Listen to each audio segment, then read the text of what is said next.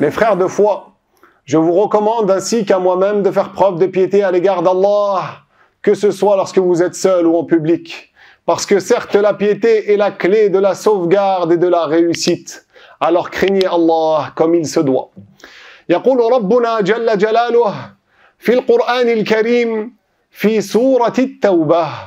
Allah, glorifié soit-il, nous dit dans le Saint-Coran, plus précisément dans sourate At-Tawbah, إنما يعمر مساجد الله من آمن بالله واليوم الآخر وأقام الصلاة وآتى الزكاة ولم يخش إلا الله. Ce verset veut dire, et certes ceux qui fréquentent souvent la mosquée sont ceux qui croient en Allah au jour dernier, qui font la prière et qui sortent la zakat et qui ne craignent que Allah. فإن ربنا عز وجل في هذه الآية يمدح الذين يأتون إلى المساجد لأجل عبادته. On voit clairement dans ce verset qu'Allah fait l'éloge de ceux qui se rendent à la mosquée afin de l'adorer. وبما أننا منهم اليوم نود التحدث في خطبتنا عن الآداب المطلوبة والحسنة في بيوت الله تعالى فركزوا معي عسانا نستفيد جميعا.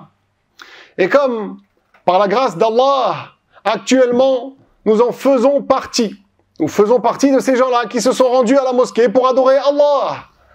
On souhaite parler, durant notre discours, des règles de conduite à respecter, à adopter lorsqu'on se rend à la mosquée, afin justement de la glorifier, cette mosquée qu'on appelle la maison d'Allah, c'est-à-dire celle dans laquelle on obtient l'agrément d'Allah subhanahu wa ta'ala.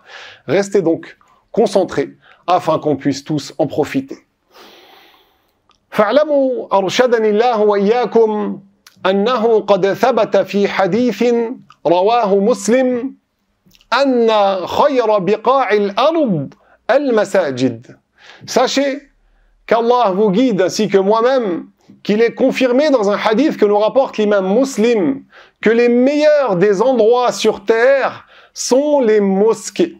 ولذلك كان يقول الصحابي الجليل أبو الدرداء لابنه يا بني ليكن المسجد بيتك فإني سمعت رسول الله صلى الله عليه وسلم يقول. C'est d'ailleurs la raison pour laquelle le grand compagnon Abu Darda disait à son fils: ô mon fils, fais en sorte que la mosquée soit ta demeure, soit ta maison, car certes, j'ai entendu le messager d'Allah sallallahu alayhi wa sallam dire: Al-masjidu baytu kulli taqi. La mosquée, c'est la demeure, la maison de toute personne pieuse. فمن يكن المسجد بيته يضمن الله له الروح والرحمة والجواز على الصراط إلى الجنة. Ensuite, le prophète sallallahu alayhi wa sallam nous dit: et donc, celui qui a pris la mosquée pour maison, pour demeure, c'est-à-dire qu'il va beaucoup à la mosquée et s'y rend quotidiennement, celui-là, Allah lui garantit son âme, la miséricorde, ainsi que le fait de pouvoir traverser le pont au jour dernier pour arriver au paradis. وكان يقول التابعي الجليل سعيد بن المسيب, et le grand successeur des compagnons, Saïd, fils de Al-Musayyib, qui est mort en 94 de l'Hégire, un des grands fuqaha, des grands ulama de Médine, a dit: الذي يزور المسجد يجلس معه بعض الملائكة. Celui qui visite la mosquée, celui qui se rend à la mosquée, lorsqu'il fait cela, il y a des anges qui vont s'asseoir avec lui. فإذا فقدوه سألوا عنه. Et si ensuite les anges ne le voient plus à la mosquée, ne le trouvent plus, ils demandent après lui. فإن كان مريضا عادوه. Ensuite, s'il tombe malade, il le visite. وَإِنْ كَانَ فِي حَاجَةٍ أَعَانُوهُ. Et s'il est dans le besoin, alors il l'aide.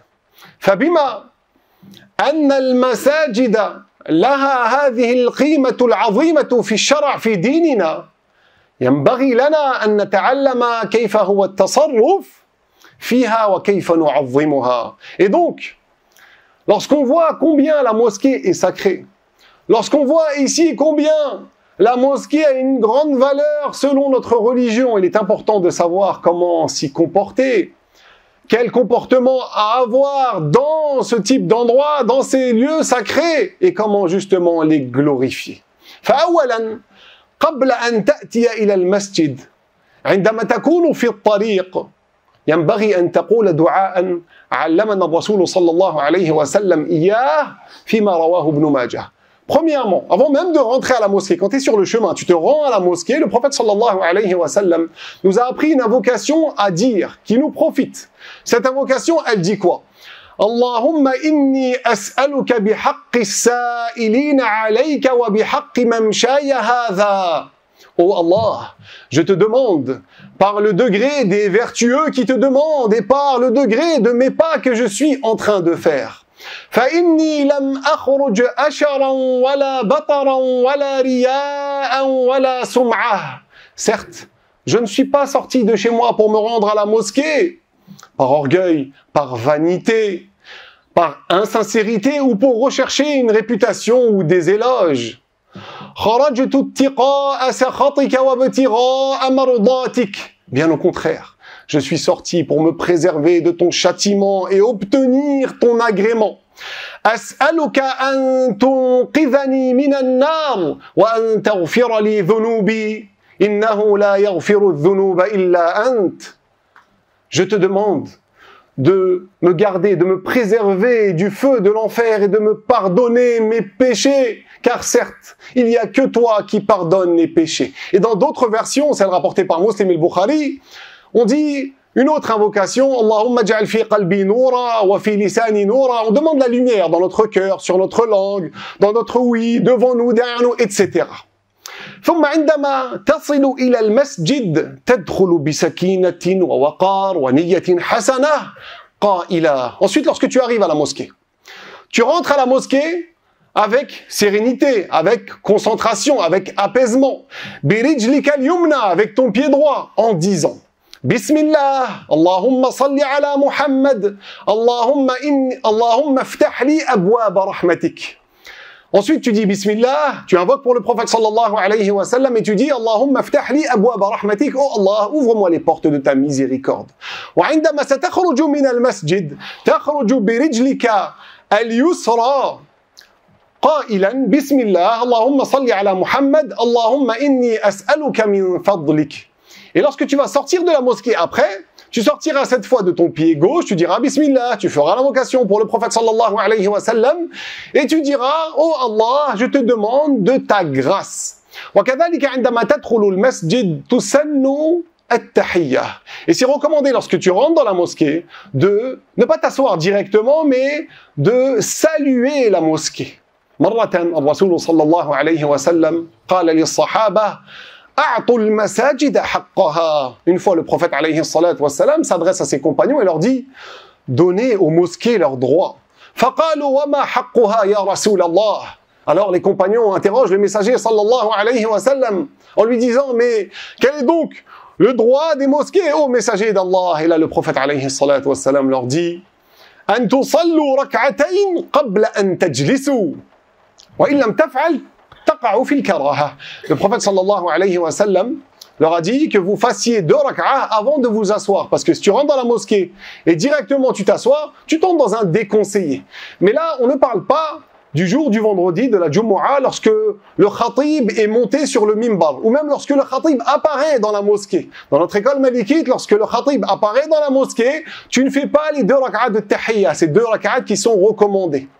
Ici, tu ne feras pas ces 2 rak'at. Ici, c'est interdit. Par contre, si tu as la prière du sabah du matin que tu n'as pas encore faite, là, tu dois la faire parce qu'il faut que tu la fasses avant la Jumu'ah. C'est comme ça dans notre école. ثم ثانيا وهذا من الأمور المهمة جدا في الجامع في المسجد عدم إيذاء الآخرين بتخطي الرقاب أو بتشويش على مصل أو قارئ للقرآن. Ensuite, deuxièmement, une chose très importante qui concerne la mosquée et les règles de conduite dans la mosquée, c'est de ne pas nuire aux autres, de ne pas déranger les autres. que ce soit en les enjambant, lorsque tu marches sur eux, tu veux traverser les rangs, tu les déranges, que ce soit en dérangeant quelqu'un qui récite du Coran ou qui fait la prière, tu laisses ton téléphone sonner, tu parles fort, tu récites fort, tu le déranges. Ça, ce n'est pas quelque chose qui est autorisé. Par contre, le fait de parler sans déranger les autres, ce n'est pas haram. Il y a des gens, ils vont dans l'exagération, ils pensent qu'à la mosquée, tu ne peux pas parler de sujets mondains, par exemple. Non, c'est complètement faux. Tu as le droit de parler de sujets mondains, mais il ne faut pas déranger les autres. لقد ثبت في الحديث أن النبي صلى الله عليه وسلم مرة كان في مسجده مع جمع من أصحابه. Il est rapporté dans le hadith qu'une fois le prophète عليه الصلاة والسلام était dans sa mosquée le soir في الليل avec un groupe de ses compagnons فكانوا يتذاكرون ما حصل في الجاهلية من أحوال الناس وأعمالهم فيضحكون والرسول يبتسم لهم. Et les compagnons, ils se rappelaient les moments de l'ignorance profonde de la jahiliya, l'état des gens et ce qu'ils faisaient, et ils rigolaient. Et le prophète, alayhi salatu wassalam, les a vus.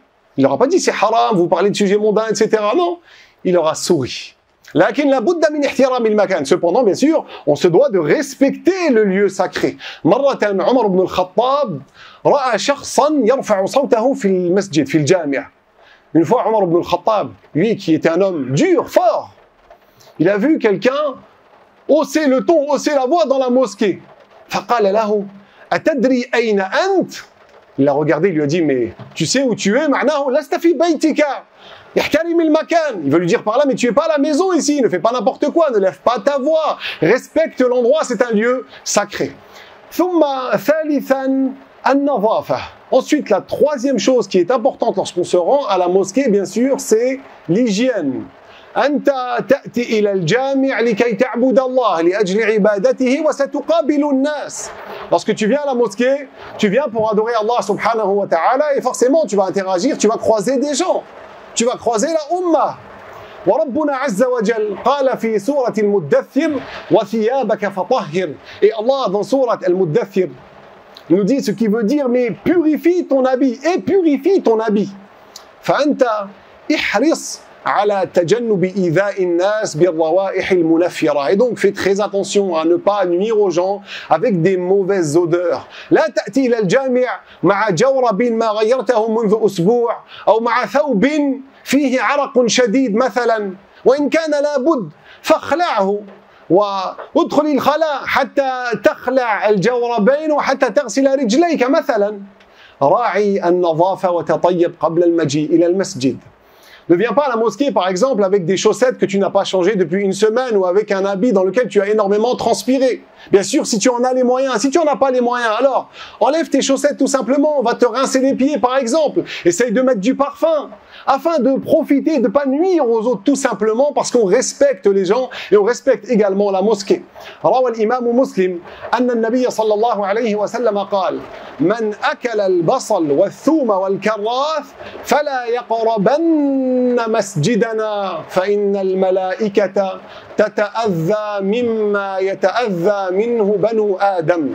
Le prophète alayhi salatu wassalam dans ce hadith, il nous dit celui qui a mangé de l'oignon, de l'ail, du poireau, qu'il n'approche pas notre mosquée, c'est déconseillé. Parce que certes, les anges sont gênés de ce par quoi les humains sont gênés, c'est-à-dire les mauvaises odeurs.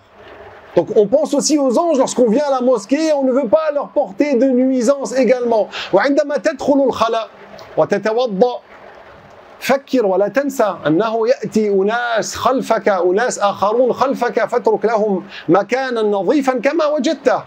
Quand tu vas faire le wudu aussi à la mosquée, lorsque tu rentres aux toilettes à la mosquée, rappelle-toi que derrière toi, il y a des autres fidèles qui vont passer. Donc, essaye de leur laisser un endroit propre, tout comme tu l'as trouvé, tout comme les bénévoles ont nettoyé l'endroit pour que tu puisses le trouver propre avant que tu viennes à la mosquée. Et on ne les oublie pas, bien sûr, dans nos doigts. Essaye de participer au nettoyage de la mosquée. Dans une des paroles du prophète sallallahu alayhi wa sallam, le prophète nous dit عُرِضَتْ عَلَيَّ أُجُورُ أُمَّتِي حَتَّى الْقَذَاتِ يُخْرِجُهَا الرَّجُلُ مِنَ الْجَامِعِ مِنَ الْمَسْجِدِ.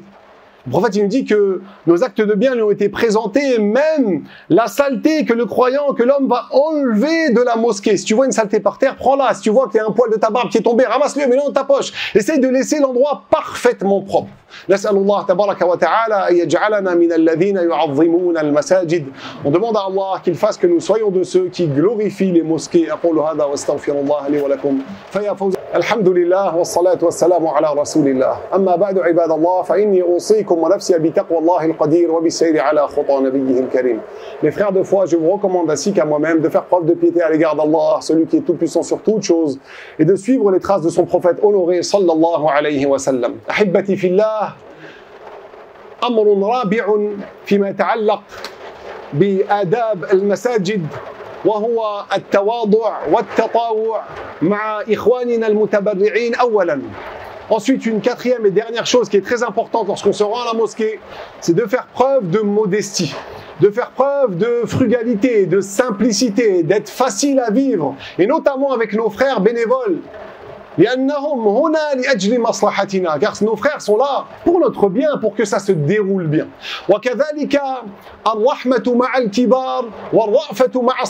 Et aussi, c'est très important de faire preuve de miséricorde et de respect envers les plus âgés. Si tu vois quelqu'un qui est âgé, qui a besoin du mur pour s'adosser, pour poser son dos, laisse-lui la place. Et également faire preuve de douceur avec les enfants. Et parmi les choses qui nous prouvent cela, dans l'histoire du prophète sallallahu alayhi wa sallam, il y a ce que nous rapporte l'imam An-Nasa'i. مرة الرسول صلى الله عليه وسلم خرج إلى المسجد وهو حامل حسنا أو حسينا ليصلي ليؤم الناس ليؤم الصحابة في صلاة المغرب أو في صلاة العشاء. الراوي هو الذي يشك. Une fois le prophète sallallahu alayhi wa sallam est sorti de chez lui pour se rendre dans sa mosquée avec soit Al-Hassan, soit Al-Hussein, et pour diriger soit la prière du Maghrib, soit la prière du Isha. C'est celui qui nous rapporte le hadith qui doute, ne se rappelle plus est-ce que c'est l'Isha ou le Maghrib, est-ce que c'était Al-Hassan ou Al-Hussein. فالرسول صلى الله عليه وسلم عندما وصل وضعه بقربه ثم كبر ودخل في صلاته ليؤم الصحابة. Le prophète, lorsqu'il est arrivé, il a posé son petit-fils, soit Al-Hassan, soit Al-Hussein. Ensuite, il a dit Allahu Akbar pour entrer dans sa salat et pour diriger les compagnons. ثم وهم في الصلاة الرسول صلى الله عليه وسلم سجد سجدة طويلة أطال فيها كثيرا. Ensuite, lorsqu'ils étaient dans la prière, le prophète alayhi salatu wassalam, à un moment donné, il a fait un sujoud, il a fait une prosternation qui a duré, qui était très longue. إلى حد أن أحد الصحابة وهو شداد ابن الهاد رفع رأسه من السجود حتى ينظر ماذا يحصل ثم رجع إلى السجود. À un tel point que le compagnon Shaddad, fils de l'Had, a levé sa tête du sol, de la prosternation pour regarder ce qui se passait, il s'est inquiété, ensuite il a remis sa tête en prosternation. بعد الصلاة الصحابة الكرام قالوا للنبي صلى الله عليه وسلم. Ensuite, à la fin de la prière, les compagnons ont interrogé le messager pour comprendre la situation. قالوا له يا رسول الله إنك سجدت بين ظهراني صلاتك سجدة أطلتها حتى ظننا أنه قد حدث أمر أو أوحي إليك. Ils lui ont dit, oh messager d'Allah, durant ta prière, tu as fait un sujoud d'une prosternation qui était très longue, à un tel point qu'on a pensé qu'il s'est passé quelque chose ou que tu recevais une révélation. فالرسول عليه الصلاة والسلام قال لهم كل ذلك لم يكن. Le prophète leur a alors dit, tout cela n'a pas eu lieu. ولكن ابني ارتحلني أي ركب على ظهري. Cependant, mon petit-fils est monté sur mon dos. فكرهت أن أعجله حتى يقضي حاجته أي حتى يفرغ من لعبه هذا. Et je n'ai pas voulu le précipiter jusqu'à ce qu'il en ait assez, jusqu'à ce qu'il ait son besoin, qu'il finisse son jeu, qu'il finisse de jouer sur moi. انظروا وتصوروا انظروا إلى أخلاق النبي صلى الله عليه وسلم وتصوروا لو حصل هذا مع أحدنا اليوم في المسجد ماذا كان سيحصل. Regardez l'excellence de comportement du prophète sallallahu alayhi wa sallam et sa patience. Et imaginez-vous si cela avait eu lieu à notre époque dans la mosquée. Un enfant qui va monter sur un homme, par exemple, pendant le sujoud. C'est possible, on aura entendu des cris dans le jama', dans la mosquée. Alors que le prophète alayhi salatu wassalam faisait preuve de patience. فَعَلَيْنَا أَن نُقَلِّدَهُ فِي كُلِّ شَيْءٍ. Et donc on se doit de suivre le prophète sallallahu alayhi wa sallam وَأَن نُحَبِّبَ الْمَسَاجِدَ إِلَى أَوْلَادِنَا. Et qu'on fasse en sorte d'être doux avec les enfants pour qu'ils aiment justement la mosquée et qu'ils grandissent avec l'amour de la mosquée. لكن أكيد ليس معنى هذا أن يأتي الواحد مع ولده ويتركه بدون مراقبة ويشوش على الآخرين. لا أبدا. قلنا الأصل عدم التشويش. Et bien sûr, ne me comprenez pas mal ici. On ne vise pas par là que tu peux venir à la mosquée avec ton enfant et faire n'importe quoi, le laisser faire n'importe quoi, sans surveillance, alors que tu sais qui nuit ou qui dérange des gens qui récitent le Coran ou qui font la prière. Non, c'est pas ça qui est visé, bien sûr, dans ces quelques paroles.